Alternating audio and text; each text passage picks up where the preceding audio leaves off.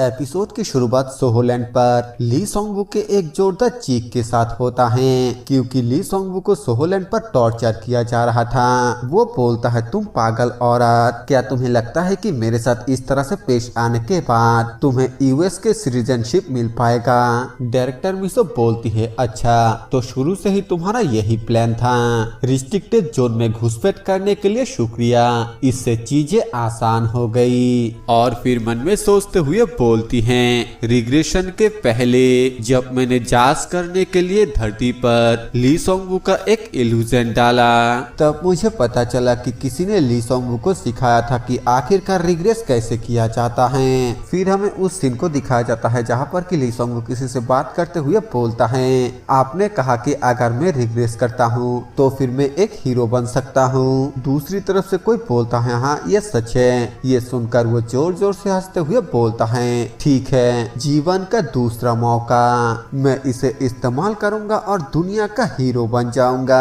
Director Meesho आगे बताती है, उस वक्त हर किसी का फोकस सिर्फ इस पर था कि कैसे रिग्रेस किया जाता है, इसी वजह से ये छोटा सा पार्ट छूट गया। अब जबकि मैं डिवाइन रियलम से जुड़ चुकी हूँ तो मुझे एहसास हुआ कि ये बात ली सोंगवू को सिर्फ गॉड ही बता सकता था। मुझे उससे ये कबूल करवाना ही होगा कि आखिरकार वो कौन था। फिर डायरेक्टर मिसो ली सोंगवू को बोलती है, अगर तुम मेरे सभी सवालों का सही सही जवाब देते हो तो फिर तुम्हारे साथ इससे आगे और कोई भी बुरा नहीं होगा। ली सोंगवू बोलता है, अगर मैं तुम्हारे सवालों का जवाब दूं तो फिर तुम मुझे जाने दोगे, है ना? ठीक है, तो फिर पूछो। डायरेक्टर मिसो बोलती है, मैं जानती हूँ कि किसी ने तुम्हें सिखाया कि आखिरकार रिग्रेस कैसे किया जाता है, तो बताओ वो कौन था? इस बात को सुनकर ली सोंगवू बहुत ही ज्यादा हैरान हो जाता है और मन में सोचते हुए बोलता है, तुम्हें ये कैसे पता? ऐसा मेरे सपने में हुआ। हमें यहाँ पर फेरी किंग जेनेट जैसे एक शैडो फिगर को दिखाया जाता है और शायद से उसी ने ये सब कुछ ली सोंगवू को बताया है। तभी डायरेक्टर मिसो के पास कंट्रोल रूम से एक इमरजेंसी कॉल आता है और डायरेक्टर मिसो को बताया जाता है कि रशिया के नॉर्दर्न कोस्ट पर टॉडलॉज जैसा दिखने वाला एक मॉन्स्टर दिखाई दिया है। सीन चेंज होता है और हमें उस बड़े से जायंट को दिखाया जाता है जो कि कुरो के ऊपर अटैक करते हुए बोलता है, मेरे इलाके से चले जाओ। सोहो इस फाइट को देखते हुए बोलता है, यह कुरो का काम है, मैंने इसे डिवाइन रियलम पर भी देखा है। मुझे लगता है कि ये शुरू से कुरो का इलाका नहीं था। कुरो उस जायंट के पैरों पर मारते हुए बोलता है, आज मैं सेलेस्टियल मिरर को देखूंगा चाहे कुछ भी हो। वो जायंट कुरो के ऊपर फिर से अटैक करते हुए बोलता है, ये बेकार है, तुम डिवाइन रियलम पर कदम रख चुके हो, इसीलिए सांसारिक मामलों को भूल जाओ। कुरो फिर से अटैक करते हुए बोलता है, अपना बकवास बंद कर, मैं अपने मर्जी के बिना यहाँ पर आया हूँ। इस बात को सुनकर सोहो अपने बारे में सोचते हुए बोलता है, क्या कुरो को भी मेरे तरह डिवाइन रियलम पर बुलाया गया था? जायंट फिर से कुरो को बोलता है, ये डिवाइन रियलम वो जगह है जहाँ पर तुम हो। लेकिन कुरो वहाँ से भागते हुए बोलता है, मेरे रास्ते से हट जाओ जायंट, मुझे वापस जाना है, मेरे लोग अभी भी वहीं पर हैं। वो जायंट फिर से कुरो के सामने आकर बोलता है, कितना घटिया जानवर है, यही तुम्हारा किस्मत है और तुम्हें अपना किस्मत मान लेना चाहिए। कुरो उसको एक बहुत ही पावरफुल हिट करते हुए बोलता है, अपना बकवास बंद कर। जानवर कभी भी अपने किस्मत के आगे नहीं झुकता है। इस बार का अटैक बहुत ही ज्यादा पावरफुल होता है जिस वजह से वो जायंट एक जोरदार चीख मारते हुए नीचे गिर जाता है। कुरो उसे बोलता है, शायद से मेरे लोग अभी भी उन कमीनों से लड़ रहा है, मैं सेलेस्टियल मिरर के मदद से अपने दुनिया में वापस जा सकता हूँ। और फिर भागते हुए उसी झील की तरफ जाने लगता है, जिसके बाद उसके ऊपर कूदते हुए बोलता है, यही सेलेस्टियल मिरर है, वो जगह जहाँ पर मैं वापस जाना चाहता हूँ वो लूना है। स्प्रिट बिल्कुल सही थी। ये सुनकर सोहो मन में सोचते हुए बोलता है, लूना? क्या लूना वो दुनिया है जहाँ कुरो रहता था? तो वो सेलेस्टियल मिरर लेक एक मिरर है जो दुनिया को दिखाता है। कुरो पानी के अंदर जाते हुए बोलता है, मेरे भाइयों मेरा इंतजार करो, मैं आ रहा हूँ। और तभी वो जायंट पानी के अंदर हाथ डाल के कुरो को पकड़ के बाहर निकल लाता है। कुरो गुस्से से बोलता है, मुझे मुझे जाने दो जाइंट। मैंने सेलेस्टियल मिरर के मदद से कई देवताओं को अपनी किस्मत बदलते हुए देखा, लेकिन उन सभी को सिर्फ एक ही इनक्रेडिबल एंड का सामना करना पड़ा।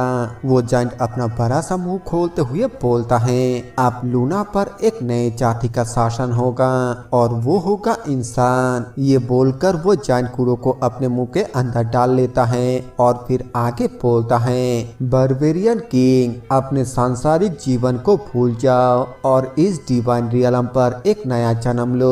और तभी उसके मुंह के अंदर एक जोरदार धमाका होता है, जिसके वजह से वो जाइंट नीचे गिर जाता है। कुरो उसके दांतों को तोड़ते हुए उसके मुंह से बाहर निकल आता है, लेकिन दोनों ही बुरी तरीके से घायल होता है। जाइंट बोलता है, तुमने ऐसा कैसे किया?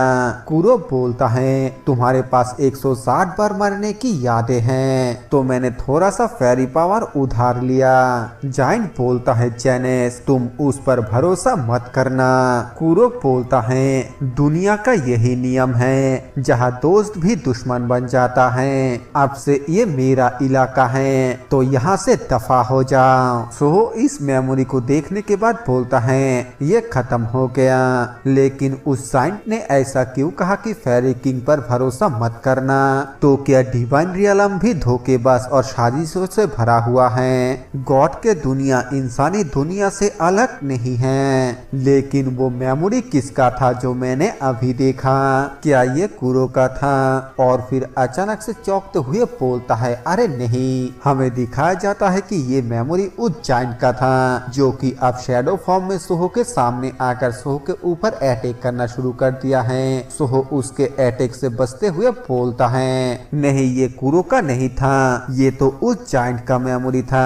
मैंने जो मेमोरी देखा उसके बेस पर उसका जो सबसे कमजोर हिस्सा था वो था उसके घुटनों का नीचे का हिस्सा और उसका मुंह। ये बोलकर सोहो उसके एंकल पर लात मारता है, लेकिन वो मिस हो जाता है और वो जाइंट अपने मुक्के से सोहो के ऊपर अटैक कर देता है। कुरो अपने विंडो बार पर एनर्जी लेवल को देखते हुए बोलता है, मुझे लगता है कि मैं प्योर अटैक के साथ कुरो को रोक सकता हूँ, तो अब मेरे पास और कोई चॉइस नहीं है। और फिर वो अपने आइस स्पेयर को निकालते हुए बोलता है, मुझे बस अपने सारे हार्मोनी पावर को इसमें डालना होगा। ये बोलकर सोहो उस स्पेयर को उस जाइंट के एंकल पर मार देता है। ऐसा करते ही सोहो का लेवल अप हो जाता है, जिसे देखकर सोहो हैरानी के साथ बोलता है, क्या मैंने बस उसके ऊपर एक हिट किया और मेरा लेवल अप हो गया?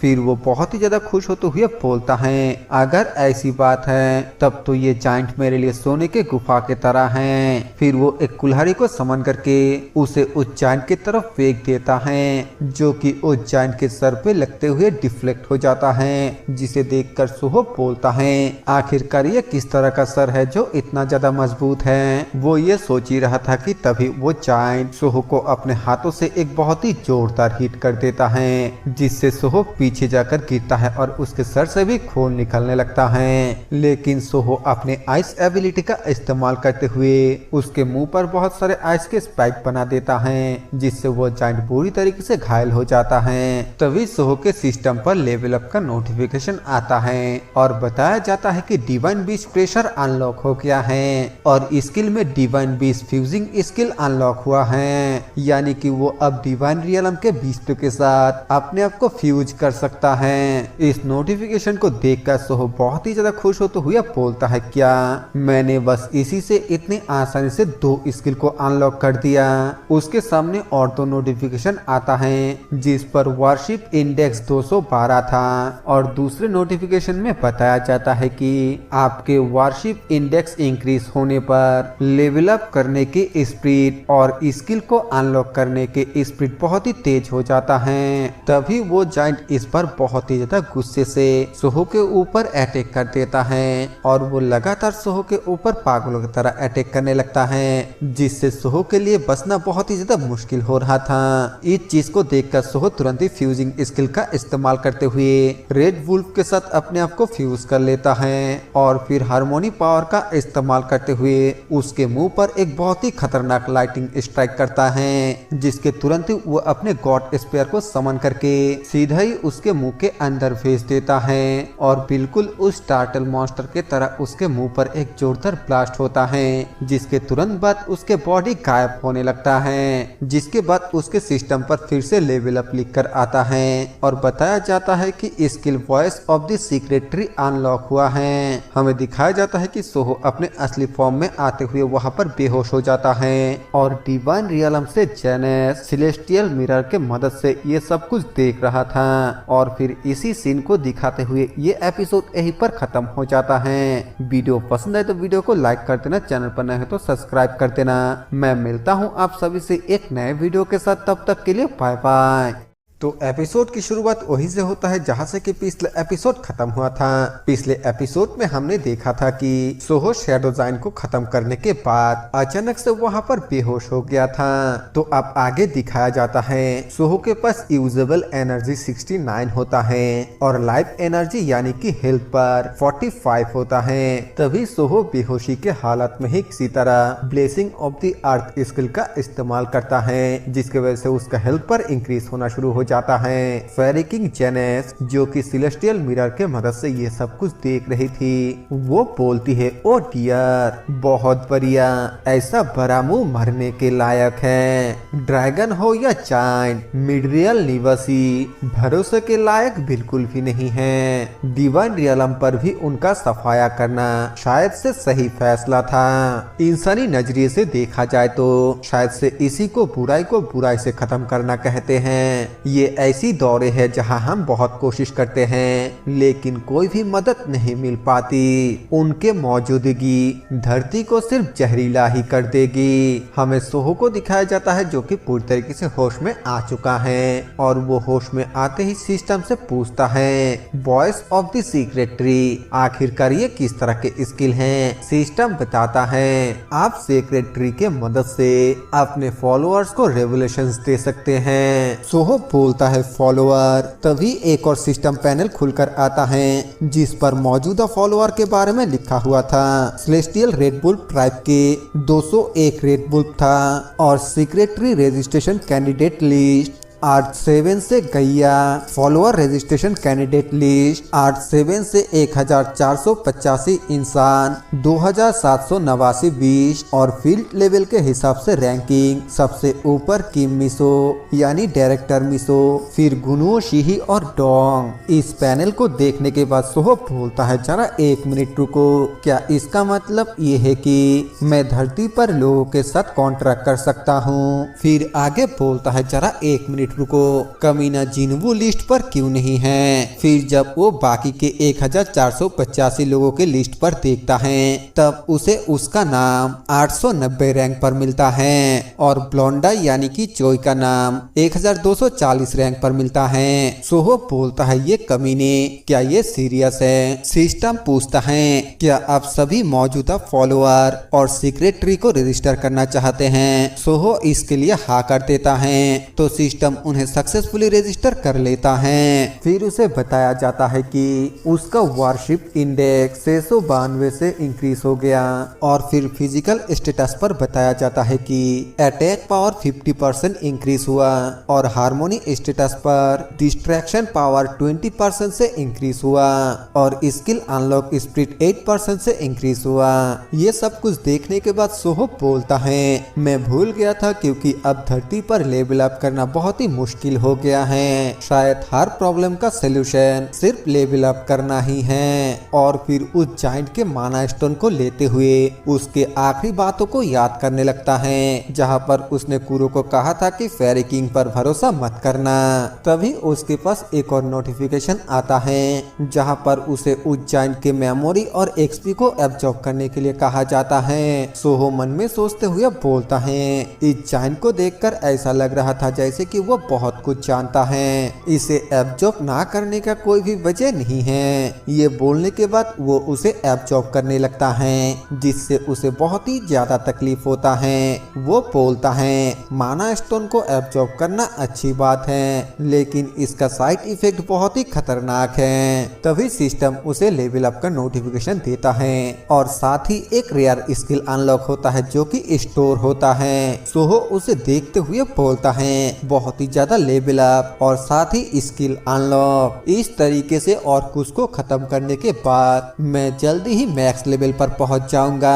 फिर वो उन ग्रेव स्टोन को देखते हुए बोलता है, लेकिन लेवल अप करने के साथ साथ मेमोरियों को एब्जॉर्ब करना भी जरूरी है। उस जाइंट के मेमोरी के इतने ज्यादा टुकड़े हैं कि उसे एब्जॉर्ब करना बहुत ही ज्यादा मुश्किल है। शायद ऐसा इसलिए है क्योंकि ये किसी और का गुजरा हुआ कल है, मेरा नहीं। जाइंट के आखिरी मेमोरी मिडरियल पर जंग था। प्लेनेट मिडरियल पर एक डायमेंशनल रिफ्ट ओपन हो गया।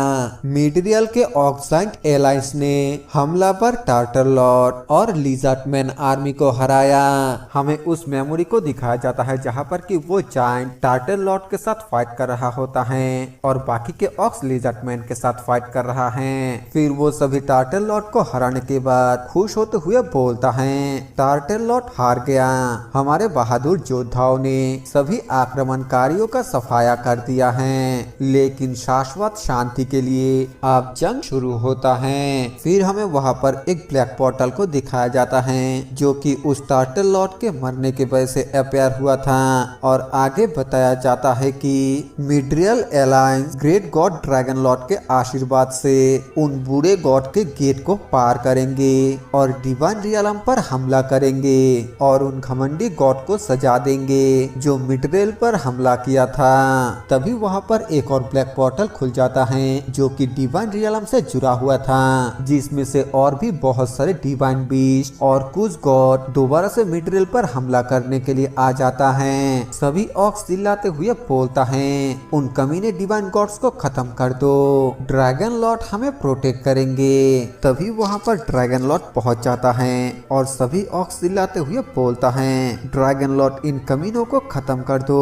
सोहो इस मेमोरी को देखते हुए बोलता है, मिडिल अर्थ पर ड्रैगन और डिवाइन रियलम के बीच जंग, क्या ये डिवाइन ड्रैगन वार है? ये जाइंट एक गॉड था जिसने डिवाइन ड्रैगन वार को एक्सपीरियंस किया था। ये वही जंग है जिसके बारे में हम लोगों ने प्लेनेट आरुका पर एल्फ ट्राइब से सुना था कि इविल ड्रैगन ने आकर सब कुछ खत्म कर दिया था। सोहो आगे सोचते हुए बोलता है, मिडिल अर्थ के ऑक्स का मानना था कि जंग का वजह डायमेंशनल रिफ्ट से बना डिवाइन रियलम से जुड़ा हुआ पोर्टल था और उनका गॉड ब्लैक ड्रैगन उनके साथ मिलकर डिवाइन रियलम के खिलाफ जंग छेड़ दिया। तभी वहां पर ब्लैक ड्रैगन अपने डीमन फॉर्म में आ जाता है, जिसे देखकर सोहो हैरानी के साथ बोलता है, ये तो वही है जिसे मैंने रिग्रेस होने से पहले देखा था। कोई बोलता है, उसे रोको, उसे हम डिवाइन रियलम को तबाह करने नहीं दे सकते।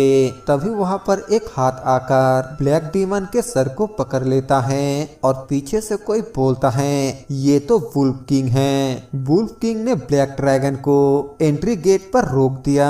हमें दिखाया जाता है कि ये सोहो ही होता है। सोहो भी हैरानी के साथ बोलता है, ये तो मैं हूँ। ब्लैक डीमन सोहो को बोलता है, मैं तुम्हें फाड़ डालूंगा वुल्फ किंग। सोहो बोलता है, अगर अब गेट बंद हो गया तो फिर हमारा क्या होगा? तुम मेरे ही हाथों मरोगे, चाहे कुछ भी हो। और फिर चिल्लाते हुए बोलता है, जो गॉड गेट के बीच में मर जाता है वो दोबारा कभी जिंदा नहीं हो पाता है। ब्लैक डीमन गुस्से से सोहो को गाली देता है और सोहो आगे बोलता है, इसके साथ अब तुम मिडिल अर्थ के गेट खोलने और डिवाइन रियलम को तबाह करने की कोशिश करने के लिए सजा भुगतोगे। अब चलो तुम खत्म हो जाओ। तभी ब्लैक डीमन सोहो को जान से मार देता है और बोलता है, मैं जनरेशन टू जनरेशन तुम्हारा सब कुछ मिटा दूंगा। तभी वहाँ पर एक जोरदार धमाका होता है जिसके साथ ब्लैक डीमन भी गेट के अंदर खत्म हो जाता है। सोहो इस मेमोरी को देखने के बाद बोलता है, क्या ये खत्म हो गया? तो इसका मतलब मैं मर गया, गेट बंद हो गया और ब्लैक डीमन भी खत्म हो गया। क्या इसका मतलब ये है कि डिवाइन ड्रैगन वार खत्म हो गया? तभी सोहो के सिस्टम पर एक नोटिफिकेशन आता है जहाँ पर बताया जाता है कि फास्ट डिवाइन ड्रैगन वार। सोहो उसे देखते हुए बोलता है, क्या स्टेटस विंडो अपने आप खुल गई? क्या यही एक्सप्लेनेशन है? हमें फास्ट डिवाइन ड्रैगन वार के उस एक्सप्लेनेशन को दिखाया जाता है और वहाँ पर वही सब कुछ लिखा हुआ था जो हमने अभी अभी उस मेमोरी में देखा था। यहाँ पर लिखा हुआ था कि ये लंबा जंग बिना किसी विजेता के ही खत्म हो गया जब गेट के एडमिनिस्ट्रेटर वुल्फ किंग की मौत हो गया, जिस वजह से मिडिल अर्थ का गेट बंद हो गया। वुल्फ किंग को दूसरे डायमेंशन के डिवाइन रियलम पर भेज दिया गया, जबकि ब्लैक ड्रैगन कोलैप्स होते हुए पोर्टल के अंदर डिस्ट्रॉय हो गया। इसके बाद मिडिल अर्थ को डिवाइन रियलम के इंटरनल नेटवर्क से पूरी तरीके से अलग कर दिया गया। सोहो ये सब कुछ देखने के बाद बोलता है अर्थ 5, तो क्या मिडिल अर्थ भी कभी अर्थ हुआ करता था और मैं उस वुल्फ किंग के वजह से मिडिल अर्थ का एडमिनिस्ट्रेटर बन गया। सिस्टम बताता है बिल्कुल। सोहो आगे पूछता है लेकिन ना तो वुल्फ किंग और ना ही ब्लैक ड्रैगन मरा, क्योंकि मैंने उन दोनों को धरती पर रिग्रेस होने के पहले देखा था। सिस्टम बताता है वुल्फ किंग को आखिरी वक्त में पोर्टल के सेंटर से बाहर निकाल लिया गया था और दूसरे डायमेंशन में ले जाया गया, जबकि ब्लैक ड्रैगन डिस्ट्रॉय हो गया और गुचियोंग के रिवर्स साइड में रेस्ट कर रहा है, लेकिन उसके शैडो को मिडिल अर्थ के ऑक्समनों के द्वारा समन किया जा सकता है। ये सुनते ही सोहो बहुत ही ज्यादा हैरानी के साथ बोलता है क्या ब्लैक ड्रैगन यहाँ सो रहा है? और फिर इसी सीन के साथ ये एपिसोड यहीं पर खत्म हो जाता है। वीडियो पसंद है तो वीडियो को लाइक कर देना, चैनल पर नए हो तो सब्सक्राइब कर देना। मैं मिलता हूँ आप सभी से एक नए वीडियो के साथ, तब तक के लिए बाय बाय। एपिसोड की शुरुआत वहीं से होता है जहां से कि पिछले एपिसोड खत्म हुआ था। पिछले एपिसोड में सिस्टम ने सोहो को बताया था कि वो जिस जगह पर मौजूद है उसी जगह पर ब्लैक डीमन का शैडो मौजूद है, और इस बात को सुनने के बाद सोहो बहुत ही ज्यादा चौंकते हुए बोलता है क्या ब्लैक ड्रैगन यहाँ पर मौजूद है? अगर मैंने किसी गलत चीज को छुआ होता तब तो मैं बहुत ही बड़ा धोखा खा जाता। तभी अचानक से उसके दिमाग में कुछ आता है और वो बोलता है एक मिनट रुको, अगर गेट के एडमिनिस्ट्रेटर मर जाता है तो फिर गेट भी गायब हो जाता है। ऐसे में अगर मैं धरती के पोर्टल के एडमिनिस्ट्रेटर को मार देता हूँ तो फिर धरती के प्राइमराइजेशन भी रुक जाएगा, मतलब कि ब्लैक पोर्टल जो बीते हुए कल को वर्तमान में जोड़ता है वो अपीयर नहीं होगा, और शायद से इस वजह से ब्लैक पोर्टल से होने वाले इरूजन भी रुक जाएगा। तभी सिस्टम बताता है अर्थ का फास्ट रिग्रेशन फेज यानी कि पोर्टल आउटब्रेक क्रिएशन और डिस्ट्रैक्शन एनर्जी के अनबैलेंस होने के वजह से हुआ था। सेकेंड रिग्रेशन फेज तब शुरू हुआ था जब डिवाइन बीस्ट टेम्पररी तौर पर अपीयर होने लगा था, और अर्थ का थर्ड रिग्रेशन फेज इरूजन तब शुरू हुआ था जब अर्थ 6 पर बार्बरियन किंग यानी कि कुरो ने रेजिस्टेंस करने की कोशिश की, यानी कि नियमों के खिलाफ जाने की कोशिश की। सोहो इस मैसेज को देखने के बाद बोलता है क्या ये अचानक से प्रीमिलाइजेशन के बारे में एक्सप्लेन क्यों कर रहा है? तो क्या अर्थ 7 पर इरूजन इस वजह से हो रहा है क्योंकि मैंने प्रीमिलाइजेशन को रेजिस्ट किया, तो फिर अगर मैं मर जाऊं तो क्या धरती का इरूजन भी रुक जाएगा? सिस्टम बताता है उस अर्थ के गॉड को इरूजन शुरू होने से पहले डिवाइन रियलम पर चले जाना होगा, लेकिन अगर एक बार पोर्टल आउटब्रेक डिवाइन बीस्ट के डिसेंट यानी कि अवतरण और इरूजन को ट्रिगर कर दिया गया तो फिर इन हालातों में उन्हें बिल्कुल भी रोका नहीं जा सकता। इसे सुनने के बाद सोहो बोलता है क्या बकवास है, ये तो सचमुच बेतुका है। तो क्या एक गॉड जो अपने अर्थ को बचाना चाहता है उसके पास किसी भी तरह इरूजन शुरू होने से पहले डिवाइन रियलम पर जाने के अलावा और कोई भी दूसरा रास्ता नहीं है? आखिरकार ये घटिया नियम किसने बनाया है? क्या कुरो के बीस्टमैन रेस जो कभी अर्थ 6 को डोमिनेट करता था प्रीमिलाइजेशन के दौरान पोर्टलों से गुजरने वाले इंसानों द्वारा खत्म कर दिया गया था? सिस्टम बताता है बिल्कुल, जिसे सुनने के बाद सोहो बोलता है अच्छा तो आप मुझे समझ में आया, जब कुरो ने मुझ पर अटैक किया था तब उसका फिश किलिंग इंटेंट से भरा हुआ क्यों था? मैंने सोचा था कि वो सिर्फ एक दोस्त है जिसके साथ मैंने हजारों सालों तक लड़ाई करते हुए एक रिश्ता बनाया था, लेकिन वो दर्द उसके अंदर गहराई से छुपा हुआ था। लेकिन फिर भी फैक्ट ये है कि इरूजन को रोका नहीं जा सकता। फिर सोहो कुरो के उस बात को याद करते हुए बोलता है जहाँ पर कि कुरो ने कहा था कि डिवाइन रियलम पर जाओ और जाकर मेरे मेमोरी को एब्जॉर्ब करो जिससे तुम्हें सारे चीजों के बारे में पता चल जाएगा। उसे याद करते हुए बोलता है क्या मेरे सामने मरते हुए कुरो ने मुझे ये बताने की कोशिश नहीं कर रहा था कि इरूजन को कैसे रोका जाए और धरती को कैसे बचाया जाया जाए। तभी सोहो के सिस्टम पर कुछ लोडिंग होने लगता है, जिसके बाद लिखकर आता है कि सवाल समझ में नहीं आया। सोहो सोचते हुए बोलता है किसी भी प्रजाति को विलुप्त होने से रोकने के लिए प्लेनेट के प्राइमोर्डियल को रोकना ये मिडिल अर्थ के सभी रेसेस का गोल था, जैसे कि ऑक्स, बीस्टमैन और इंसान। और सबसे आक्रामक और कामयाबी के सबसे करीब मिडिल अर्थ को डिवाइन रियलम से अलग कर दिया गया। तो फिर मिडिल अर्थ के ऑक्स ने हमारे अर्थ 7 पर हमला क्यों किया? आखिरकार इसके पीछे का वजह क्या है? सिस्टम पर लोडिंग होने लगता है और फिर बताता है कि इस सवाल का जवाब देने के लिए डेटाबेस को अपग्रेड की जरूरत है, जिसे देखने के बाद सोहो बोलता है तो फिर इसका मतलब मुझे और भी ज्यादा एक्सपीरियंस की जरूरत है। और फिर आगे सोचते हुए बोलता है शायद डिवाइन रियलम से कनेक्शन कट हो जाने के बाद मिडिल अर्थ को मुसीबतों को एक्सपीरियंस करना शुरू हुआ होगा, और अगर ये मुसीबत अर्थ के इरूजन से हल हो जाता है तो फिर ये समझ में आता है बेहतर होगा कि मैं मिडिल अर्थ से जुड़ा हुआ ग्रेप स्टोन का भी जांच करना शुरू कर दूं। लेकिन यहाँ पर तो बहुत सारे ग्रेप स्टोन हैं, मेरे पास ज्यादा हार्मोनी पावर नहीं बचा है। अगर मैं किसी गलत ग्रेप को छू लेता हूँ और उसमें से ब्लैक ड्रैगन जैसा कुछ निकल आए तो मैं मुसीबत में पड़ जाऊंगा। काश मैं इन ग्रेप स्टोन पर लिखे हुए शब्दों को पढ़ पाता। और तभी वो बोलता है जरा एक मिनट, क्या ये नहीं कहा गया कि अर्थ का नेटवर्क अब एक्टिवेट हो गया है? फिर वो सिस्टम से कहकर skill void of the secret tree को एक्टिवेट करता है, जिसके वजह से सोहो का कनेक्शन गैया यानी कि वाल ट्री के साथ जुड़ जाता है और सोहो वाल ट्री के मदद से बात करता है। अचानक से सोहो के आवाज सुनकर दोनों एल्फ गार्ड काफी ज्यादा हैरान हो जाता है। पहले वाला गार्ड दूसरे गार्ड को बोलता है अलरियट, क्या तुमने अभी अभी ये सुना? दूसरा गार्ड बोलता है हाँ, ये आवाज अभी अभी गैया से आया है। पहले वाला गार्ड बोलता है तो तुमने भी ये सुना? दूसरा गार्ड बोलता है हाँ, लेकिन ये ऐसा आवाज लग रहा था जैसा कि मैंने इसे पहले भी सुना हो। तभी सोहो बोलता है हे, क्या कोई मुझे सुन सकता है? क्या यहाँ पर कोई है? इस आवाज को पहचानने के बाद दोनों ही काफी ज्यादा हैरान होते हुए बोलता है ये आवाज तो।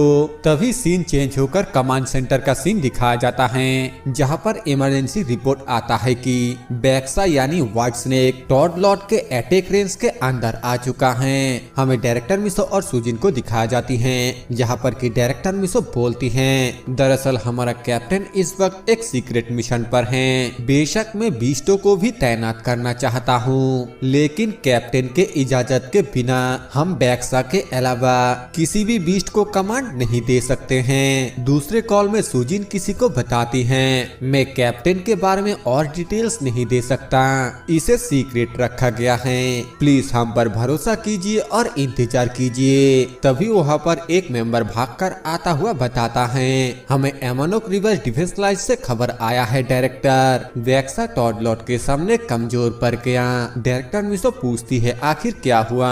वो बताता है वो एक ही थप्पड़ में बेहोश हो गया और टॉड लॉर्ड अभी भी आगे बढ़ रहा है। बैक्सा के हिसाब से पानी ना होने के वजह से वो जमीन पर बहुत ही कमजोर हैं। डायरेक्टर मिसो और सुजिन ये खबर सुनकर बहुत ही निराश हो जाती हैं और डायरेक्टर मिसो मन में सोचते हुए बोलती हैं ये होपलेस है, हमने सोचा था कि हमने दुनिया के सबसे पावरफुल मर्सनरीज फोर्स बनाया है, लेकिन आखिर में कैप्टन के बिना हम लोग सिर्फ मामूली सी चींटी के झुंड जैसा बनकर रह गए। सुजिन बोलती है डायरेक्टर टॉड लॉर्ड को हराने की कोई भी चांस नहीं है, इससे पहले कि बहुत ही देर हो जाए आपको सभी दिक्कतों से पीछे हट जाने की जरूरत है। डायरेक्टर मिसो निराश होकर भगवान को कोस ही रहा था कि तभी वहाँ पर फास्ट एल्फ गार्ड आकर बताता है डायरेक्टर मिसो एक इमरजेंसी न्यूज है, विलेज चीफ ने डिवाइन रियलम से एक डिवाइन रिवलेशन भेजा।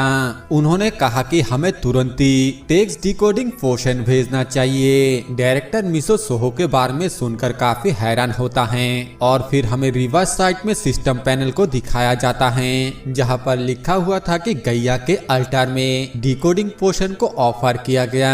इस मैसेज को देखकर सोहो तुरंत ही उस पोशन को यानी कि टेक्स्ट डिकोडिंग पिल को समन कर लेता है और फिर उसे देखते हुए बोलता है इस तरह तरह के चीजें ऑफर करना सच में बहुत ही शानदार हैं। हमें गैया के सामने के अल्टर को दिखाया जाता है, जिसे देखते हुए कोई बोलता है वो चला गया। हमने अल्टर में जो पोशन ऑफर किया था वो गायब हो गया। ककुन बोलता है तो फिर चलो हम एक इंसान को लेडी गैया के मदद के लिए छोड़ देते हैं और बाकी लोग विश्वास फैलाने और परिवार को जुड़ने में लग जाएं। सेकंड गार्ड बोलता है हाँ ठीक है, ये सोचना कि हम जिंदा रहते हुए एक मिथिक एज का साक्षी बनेंगे, ये सच में एक सपने की तरह लगता है। हमें डायरेक्टर मिसो को दिखाई जाती है जो कि काफी ज्यादा सैड होती हैं और वो बोलती हैं कैप्टन क्या आप सुन रहे हैं, इस समय हमारे ऊपर एक बहुत ही बड़ा मुसीबत छाया हुआ है। सीन चेंज होकर हमें रिवर्स साइड पर सोहो को दिखाया जाता है, जहाँ पर की टेक्स्ट डिकोडिंग पिल को खाने के बाद सोहो के आंखें चमकने लगता है और फिर वो उन ग्रेप स्टोन को देखते हुए बोलता है इस तरफ मेरे ग्रेप्स हैं और ये डिवाइन बीस्टों से भरा हुआ है। और फिर एक ग्रेप स्टोन को देखते हुए बोलता है मैंने ढूंढ लिया। हमें दिखाया जाता है कि उस ग्रेप पर टॉड गॉड का नाम लिखा हुआ था। सोहो बोलता है यह टॉड लॉर्ड का ग्रेप और फिर उसे छूते हुए बोलता है जैसा कि रिक्वेस्ट किया गया है मैं पहले जरूरी काम निपटाऊंगा। उस ग्रेप को छूते ही उसके अंदर से बहुत ही तेज लाइट आने लगता है और सोहो बोलता है मेरे बिना भी उस मेंढक को मारने का एक तरीका, मैं इसे ढूंढ लूंगा। और फिर सोहो के इसी बात के साथ ये एपिसोड यहीं पर खत्म हो जाता है। वीडियो पसंद आए तो वीडियो को लाइक कर देना, चैनल पर नए हो तो सब्सक्राइब कर देना। मैं मिलता हूँ आप सभी से एक नए वीडियो के साथ, तब तक के लिए बाय बाय। तो इस एपिसोड की शुरुआत होता है टॉड लॉर्ड के मेमोरी को दिखाते हुए। हमें बताया जाता है कि Todd lord god of Iris यानी कि पहला धरती का गॉड था। टॉड लॉर्ड असलियत में एक छोटा बदसूरत जहरीला टॉड था। पॉइजनस टॉड का कोई भी फ्रेंड नहीं था। इसका कारण था उसके अंदर से निकलने वाला पॉइजन। अगर कोई भी क्रिएचर उसके आसपास आता था तो उससे निकलने वाले पॉइजन से तुरंत ही मर जाता था। और यहाँ तक कि जिन दुश्मनों ने उसे खाने की कोशिश की वो भी उसके जहर से मर गए। जब अकेला टॉड रोता था तब बाकी के जानवर उसके चीख सुनकर या तो भाग जाते थे या फिर कान फाड़कर मर जाते थे। आखिर में जब टॉड अकेलेपन से थक गया और जीवन से हार मानने के लिए तैयार हो गया, तभी अचानक से उसके किस्मत ने उसका साथ दिया। गॉब्लिन एक ऐसा क्रिएचर था जो टॉड लॉर्ड के पॉइजनस गैस और उसके चीख से इम्यून था और आयरिस के फूड चैनल के सबसे लो लेवल के क्रिएचर होने के वजह से उन्हें हंटिंग करने के लिए टॉड के पॉइजन की जरूरत थी। इसीलिए उन गॉब्लिन्स ने हंटिंग करने के लिए टॉड के पॉइजन का इस्तेमाल करना शुरू किया, जिसके बाद धीरे धीरे करके वो लोग बड़े से बड़े जंग को भी जीतने लगा, जिसके चलते उन गॉब्लिन्स ने टॉड लॉर्ड को अपने भगवान की तरह पूजना शुरू कर दिया। इसी तरीके से टॉड लॉर्ड एक गॉड बन गया। गॉब्लिन्स के द्वारा टॉड लॉर्ड के पूजा करने के वजह से और उसके देखभाल करने के वजह से धीरे धीरे उसके आकार बढ़ने लगा और वो और भी ज्यादा पॉइजन प्रोड्यूस करने लगा। उनके गॉड के तौर पर टॉड लॉर्ड अब अकेला नहीं था, लेकिन एक दिन एक गेट अपीयर हुआ और उसके अंदर से ड्रैगन और डिवाइन बीस्ट आने लगे और गॉब्लिन्स को मारने लगे। और सबसे बड़ा प्रॉब्लम तो ये था कि उन डिवाइन बीस्टों के ऊपर टॉड लॉर्ड के पॉइजन का कोई भी असर नहीं हो रहा था। उन ड्रैगन और डिवाइन बीस्टों से गॉब्लिन्स का जान बचाने के लिए असहाय टॉड लॉर्ड ने अपने ही लंबे जीभ से अपने पीठ को चाटते हुए खुद का ही जान ले लिया। ये वो तरीका था जिससे वो अपने दोस्तों को खोने के दर्द से छुटकारा पाने के लिए चुना।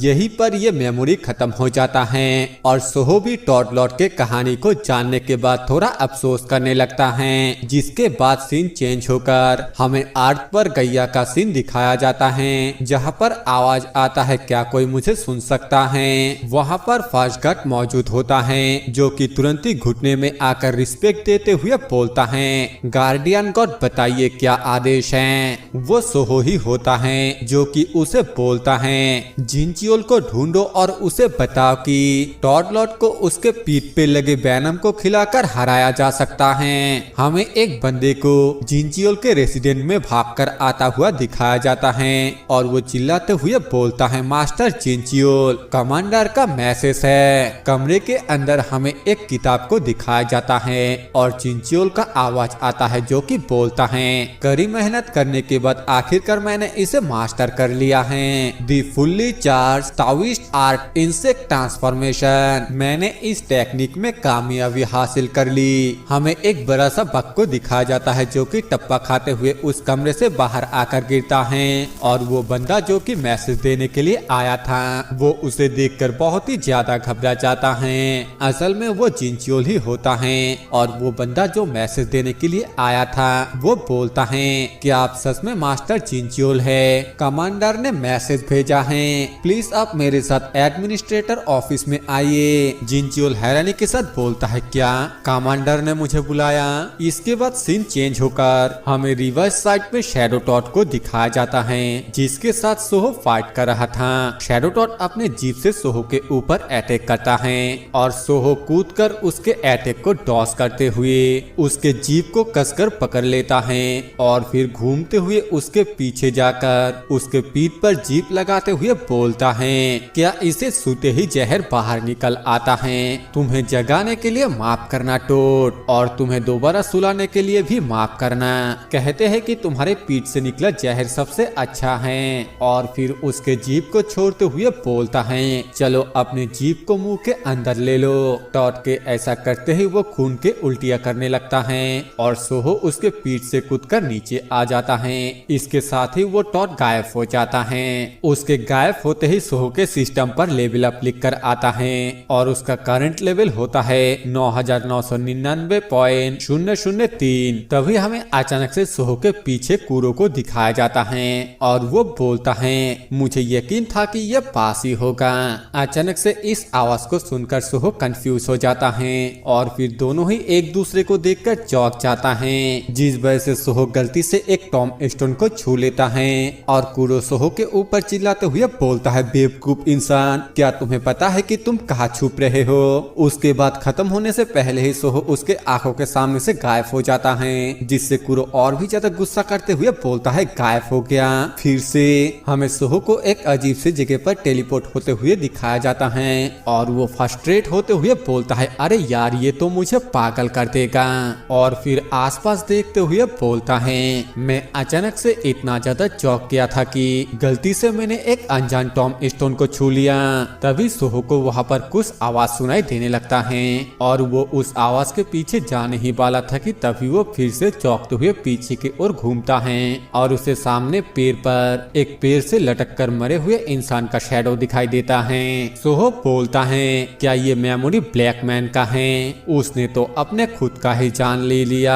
और तभी वो फिर से उस टॉम स्टोन से बाहर आ जाता है। पीछे घूमकर जब वो उस टॉम स्टोन के नाम को देखता है तब वो वहाँ पर वुल्फ किंग का नाम देखता है और वो ये देखकर काफी ज्यादा हैरानी के साथ बोलता है, वुल्फ किंग जिसने ब्लैक ड्रैगन के साथ हेड ऑन फाइट किया, उसने खुद का ही जान ले लिया। जरा रुको, तो फिर इसका मतलब ये है कि जो ब्लैक मैन आने वाला है वो वुल्फ किंग है। मैं तो बहुत ही बड़ी मुसीबत में फंस गया। तभी कुरो उसके कंधे पर हाथ रखते हुए बोलता है, इंसान। सोहो बोलता है, धत्तरी की, क्या तुम मुझे पीछे से इस तरीके से चौंकाना बंद नहीं कर सकते? वैसे मैं बता दूं कि ये डिवाइन रियलम का असली वाला कुरो है, कोई शैडो नहीं जो उस वक्त सोहो के पीछे पीछे रिवर्स साइड में आ गया था। कुरो सोहो को बोलता है, हमें जल्द से जल्द यहाँ से निकलना होगा, अगर ज्यादा देर तक रुके तो फिर मौत तुम्हें खा जाएगा। तभी अचानक से फिर से वो दोनों टेलीपोर्ट होने लगता है और कुरो चौंकते हुए बोलता है, आखिरकार ये क्या है? सोहो बोलता है, मुझे नहीं पता है कि ये क्या है, लेकिन ये तुम्हारी ही गलती है कमीने। सब कुछ ठीक चल रहा था जब तक कि ना तुम मेरे पीछे आ गए और सब कुछ बर्बाद कर दिया।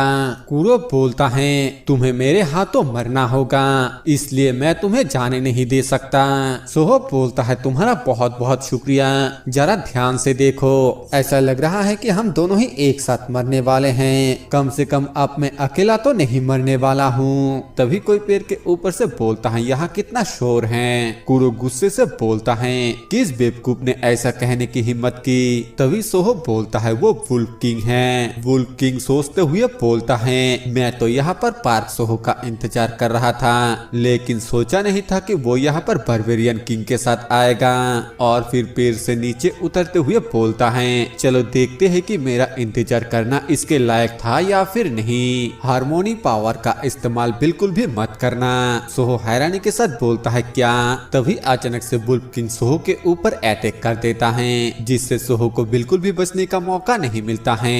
ये देखकर कुरो वुल्फ किंग के ऊपर अटैक करते हुए बोलता है, उसे छूने की हिम्मत बिल्कुल भी मत करना, वो सिर्फ मेरा है। वुल्फ किंग बोलता है, तुम्हारा है। और फिर कुरो के मुंह पर एक बहुत ही पावरफुल पांच मारते हुए बोलता है, ये जगह तुम्हारे इंटरफेयर करने के लिए नहीं है। वुल्फ किंग के एक ही मुक्के से कुरो बहुत ही दूर पीछे जाकर गिरता है और दूसरी तरफ से सोहो गुस्से के साथ बोलता है, आखिरकार उसने मुझे उसकी प्रॉपर्टी कहने की हिम्मत कैसे की। वुल्फ किंग सोहो के पास आते हुए बोलता है, अरे तुम तो अभी भी बिल्कुल ठीक हो, ये बुरा नहीं है। सोहो अपना गर्दन चटकाते हुए बोलता है, हाँ मुझे लगा कि मेरी रीढ़ की हड्डी टूट जाएगा, मैं भी थोड़ा सरप्राइज हूँ। और फिर वुल्फ किंग की तरफ भागते हुए बोलता है, मैंने एक जायंट को हराया, इसीलिए अब मेरा फिजिकल स्टेट काफी बेटर है। वुल्फ किंग भी सोहो की तरफ भागकर आते हुए बोलता है, तुमने एक जायंट को मार डाला, तो फिर चलो देखते हैं कि तुम इससे भी ज्यादा ताकतवर किसी चीज का सामना कर पाते हो या फिर नहीं। दूसरी तरफ से कुरो भी भागकर आते हुए बोलता है, मैंने कहा कि मेरे चीज को बिल्कुल भी मत छूना। हमें फेरी किंग जेनिस को दिखाया जाती है, जो कि ये सब कुछ देखकर बोलती है, डियर मैंने तो ऐसा बिल्कुल भी नहीं सोचा था कि वो सभी चीजों में से वुल्फ किंग के ही टॉम को ढूंढ निकालेगा। लगता है अब मेरा सर दर्द शुरू हो जाएगा।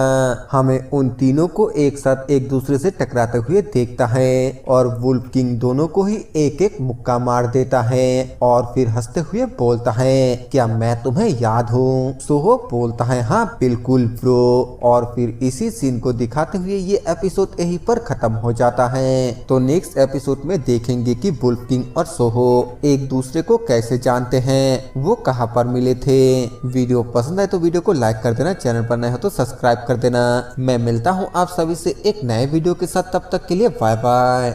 तो एपिसोड की शुरुआत वहीं से होता है जहां से कि पिछले एपिसोड खत्म हुआ था। पिछले एपिसोड में हम सभी लोगों ने देखा था कि वुल्फ किंग और सोहो के बीच लड़ाई शुरू हो गया था और वुल्फ किंग ने सोहो से पूछा था, क्या मैं तुम्हें अभी भी याद हूँ? तो अब आगे सोहो बोलता है, हाँ बिल्कुल ब्रो। जब मैंने उस वक्त उस लोन शार्क का पता लगाया था जिसने जुनहू को किडनैप किया था, तब तुम ही ने मेरी मदद किया था।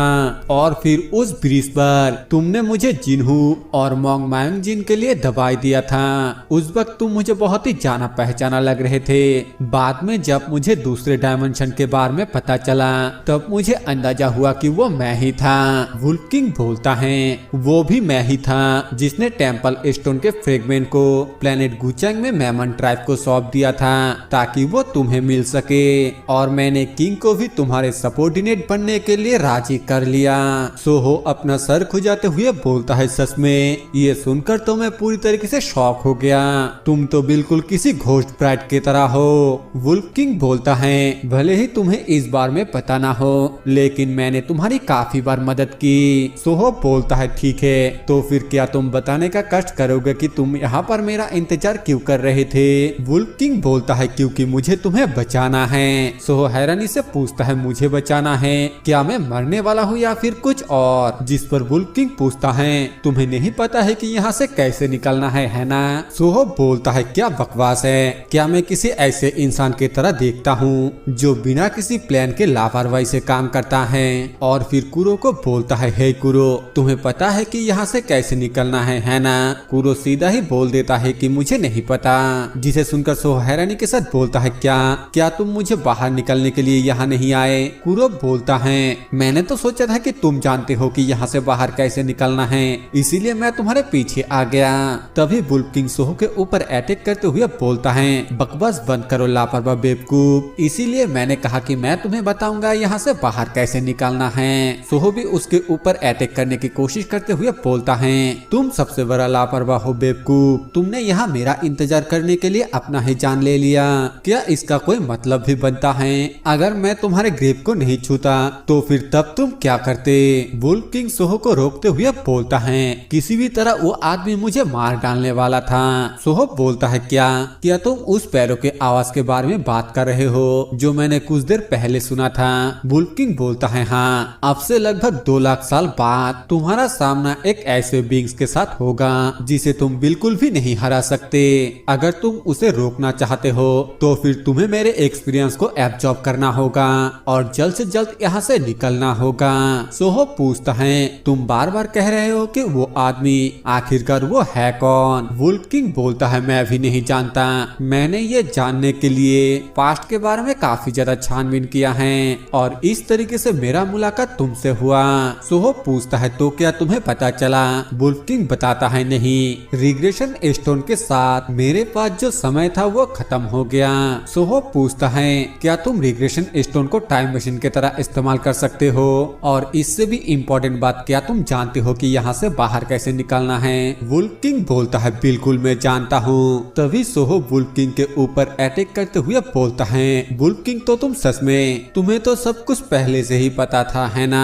तो अब बस तुम्हें मेरे हाथों मरना है। क्या ये हम दोनों के लिए अच्छा नहीं होगा अगर मैं तुम्हारे माना स्टोन को एब्जॉर्ब कर लूं, इसके बजाय कि तुम मुझे एक एक करके चीजें समझाने लगो? वुल्फ किंग सोहो को एक जोरदार थप्पड़ मारते हुए बोलता है, बेवकूफ, तुम मेरे लाखों सालों के एक्सपीरियंस को अभी एब्जॉर्ब नहीं कर सकते, तुम अभी भी बहुत कमजोर हो। कुरो भी सोहो को एक पंच मारते हुए बोलता है, रुक जाओ बेवकूफ इंसान। सोहो पूछता है, आखिर तुम क्यों मुझे मार रहे हो? कुरो बताता है, माना स्टोन में मौजूद ब्लैक पावर तुम्हारे दिमाग को खा जाएगा। उस ब्लैक मैन के बातों से बेवकूफ बिल्कुल भी मत बनना। ये एक ऐसा गॉड है जो करप्शन में गिर गया है। उसके माना स्टोन एब्जॉर्ब करते ही तुम डार्कनेस के द्वारा डिवोवर कर लिया जाओगे। वुल्फ किंग कुरो को लात मारते हुए बोलता है, इस बेवकूफ ने भी अपना दिमाग खो दिया है, इससे बात करके भी कोई फायदा नहीं है। बेहतर होगा कि तुम हम दोनों के बीच में ना आओ बारबेरियन किंग। सोहो मन में सोचते हुए बोलता है, क्या वो अपनी याददाश्त खो चुका है? वुल्फ किंग भी कुरो के खोए हुए यादों के बारे में जानता है और फिर उससे पूछता है, तो क्या तुम कुरो के यादों को देखने के बाद अर्थ के इल्यूजन को रोकने में कामयाब हो पाए? धरती पर मुझे जो कुरो मिला उसने मुझे ऐसा ही कहा, अगर वो डिवाइन रियलम पर अपने मेमोरी को रिकवर कर पाए तो मुझे मेरी सभी सवालों का जवाब मिल जाएगा। क्या इससे सचमुच इल्यूजन के दिक्कत सॉल्व हो सकता है? वुल्फ किंग हंसते हुए बोलता है, मैं तुम्हें बस ऐसे ही सब कुछ इस तरीके से नहीं बता सकता। चलो इसे इस तरीके से करते हैं, हर बार जब तुम मुझ पर हमला करोगे तो मैं अपने पास मौजूद एक जानकारी को उजागर कर दूंगा। बताओ, क्या तुम ऐसा करने के लिए तैयार हो? सोहो उसके तरफ भागकर जाते हुए बोलता है, अगर मैं तुम्हें हरा नहीं सकता तो फिर मैं यहाँ से कुछ भी नहीं ले जा पाऊंगा। क्या मैं सही हूँ? सीन चेंज होकर हमें डिवाइन रियलम पर फेरी किंग को दिखाया जाता है और वो बोलती है, एक ही घोंसले के चूजे एक दूसरे को कोसते और लड़ते हुए। क्या लापरवाही अब एक बीमारी बन गई है? अगर कोई महामारी दुनिया में फैल जाए तो वो कंट्रोल से बाहर निकल जाएगा और सभी चीजों को बिगाड़ देगा। बेहतर होगा कि मैं इसे पहले ही मिटा दूं। और फिर वो वहाँ पर अपना मैजिक करते हुए बोलती हैं, जिसे भगवान के रूप में पूजा जाता है। वो आखिरकार अंधकार के आगे झुक जाती हैं और डिवाइन रियलम के लिए पोषण बन जाता है। यही कुदरत का नियम है। तो सांसारिक मोह माया से क्यों चिपके रहे और भागने के बाद ऐसा दिखाएं जैसे ये भगवान को शोभा देता है। डायमेंशनल वॉल को भेदने के लिए मुझे बहुत सारे पैरों की ताकत की जरूरत होगी। ये बोलकर फेरी किंग जेनेस बहुत सारे पैरों से उसके एनर्जी को खींच लेता है, जिससे उन पैरों के साथ बिल्कुल वैसा ही होता है जैसा इल्यूजन के बाद धरती का हुआ था।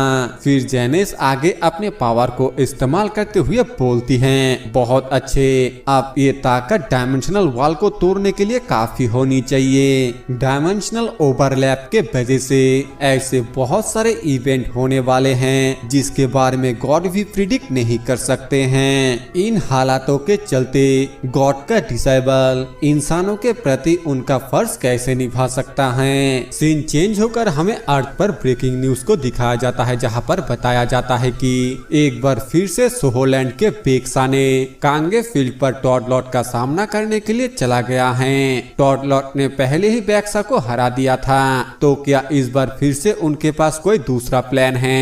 हमें बेक्सा के सर पर एक इंसान दिखाई दे रहा है। क्या गुचेंग प्लेनेट से आए इन दोनों टॉड लॉट को हरा पाएंगे और कोरिया को इस मुसीबत से बचा पाएंगे।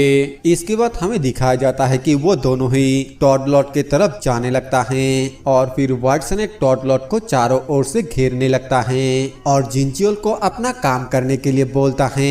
जिनचियोल तुरंत ही अपना इंसेक्ट ट्रांसफॉर्मेशन टेक्निक को इस्तेमाल करता है और साथ ही क्लोन टेक्निक का इस्तेमाल करते हुए बहुत सारे क्लोन भी बना लेता है।